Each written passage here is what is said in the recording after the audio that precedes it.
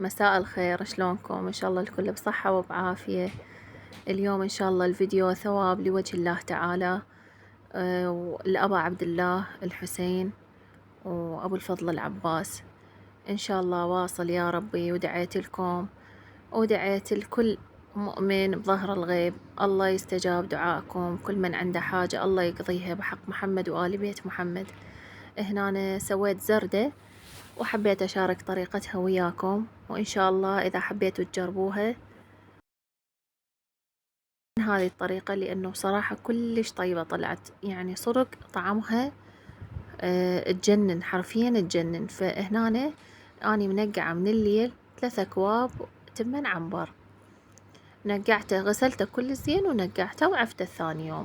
هنا صار ثاني يوم خليت التمن وخليت مي طبعا، فلتر، يعني مفلتر المي، خليت 15 كوب مي مبدئيا، وأشوف إذا تحتاج بعد أضيف لها.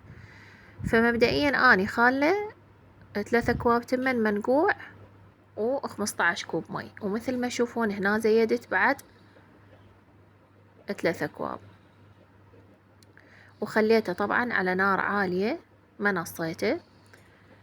وبلشت هنا أشوفها كل ما تستوي وأحسها يعني محتاجة مي أضيف لها مي، أحسها محتاجة مي ودا تنشف وأضيف لها. وهنا لحد ما حسيت بعد الحباية نفشت واستوت تماما، فعندي هذا الهاند بلندر، الخلاط اليدوي. طبعا اللي ما عنده بالخلاط العادي يسوي. وبديت أخلط بيها لحد ما اختفت عندي الحبيبات مال التمن. طبعا اكو ناس ما يحبون يخلطوه كلش، يخلون بيه حبيبات، طبعا همينة كلش طيبة، بعد حسب الذوق. ومختصر مفيد، صارت تقريبا 25 كوب مي أنا ضفت لها. هسه راح تشوفون وياي بالفيديو بالتدريج، لأن كل ما أحسها محتاجة أضيف لها. يعني 3 أكواب تمن عنبر منقوع تقريبا 12 ساعة، أخذ 25 كوب مي، وأخذ كيلو شكر أو أقل الكيلو يعني. شوفوا بنات، هنا نزلت بالبداية تقريبا هذا كان نص كيلو شكر أو شوية أزيد من النص كيلو. بعدين المرحلة الثانية ورا ما خليته يفور وضقته، شفت لا بعد محتاج شوية حلا، تقريبا أقل الكيلو، 3/4 الكيلو أخذ شكر. وسويته بالزعفران. بنات الزردة الطريقة الأصلية مالتها هي بالزعفران، مو بالصبغ اللوزينة، تنطيها نكهة كلش مميزة وطيبة. فأني اشتريت زعفران ونقعته بمي حار تقريبا 10 دقائق ربع ساعة وضفت لها. بس بنات بصراحة ما تعطي لون أصفر قوي، يعني حسيت كانت محتاجة لون أصفر، فضفت لها شوية ملون غذائي أصفر، هيجي تقريبا شلون يعني نقول خاشوقة الشاي ربعها هيجي، فشي كلش بسيط، بس هيجي طوخ لي اللون الصفر، لأن بصراحة كان لونه أصفر باهت كلش. فهنا ظليت أخوط بيها، وضفت لها دهن جنة بنات. دهن الجنة تقريبا كوب خليته على النار يحمى كل الزين، ودرته فوقاها حتى تعطيه نكهة وطعم.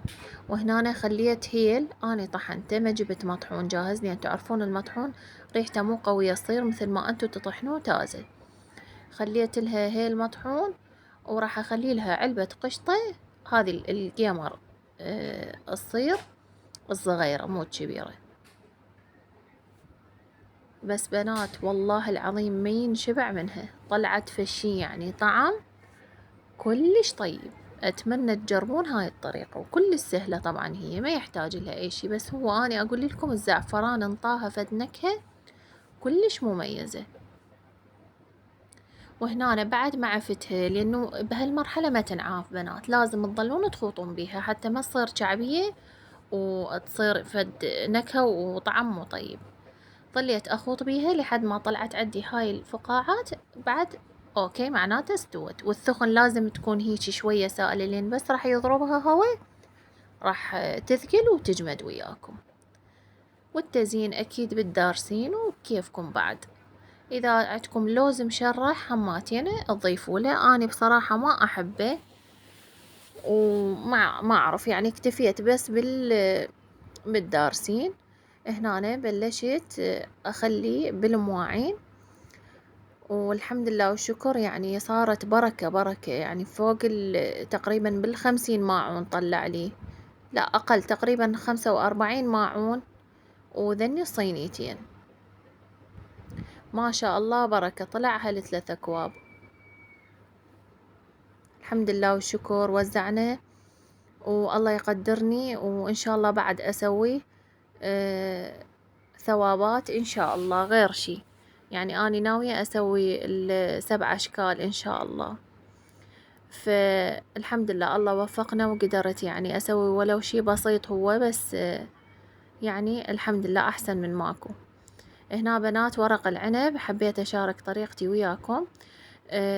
هنا عندي ورق العنب اللي يكون بالشياشة يبيعوه، فطلعته من الشيشة غسلته كل الزين، بس بنات بي ريحة تكون هيك شوية ما أحبها يعني، مو طيبة تكون ريحته. فسويت اني خليت جدر، خليت بيه مي، خليت بيه خل خاشوقتين ملح خشن، وخليته يفور على النار، ونزلت بيه بورق العنب عفته يفور ربع ساعة بالضبط. أول شي استفاديت من هاي الحركة يعني، طرى عندي الورق العنب، طراه سوى بيه طراوة كلش حلوة.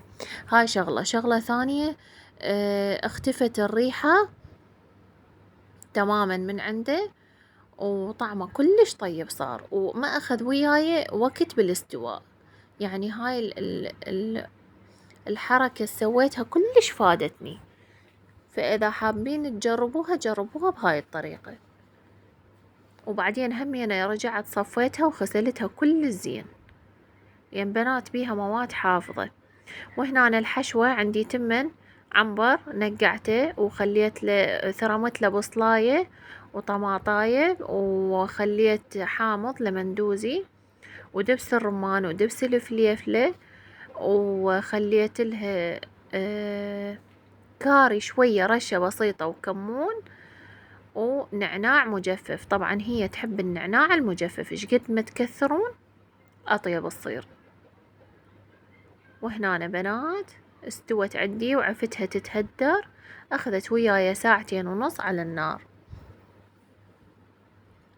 وما ضفت لها مي هواية، تقريبا كوب واحد لو كوب ونص هيك شي، بس هي على البخار انطبخت وهي ظلت تذب مي. بنات ودرت لها زيت، اللي أنا بصراحة هي المفروض بزيت الزيتون، بس أنا ما كان عندي زيت الزيتون خليت لها زيت عادي.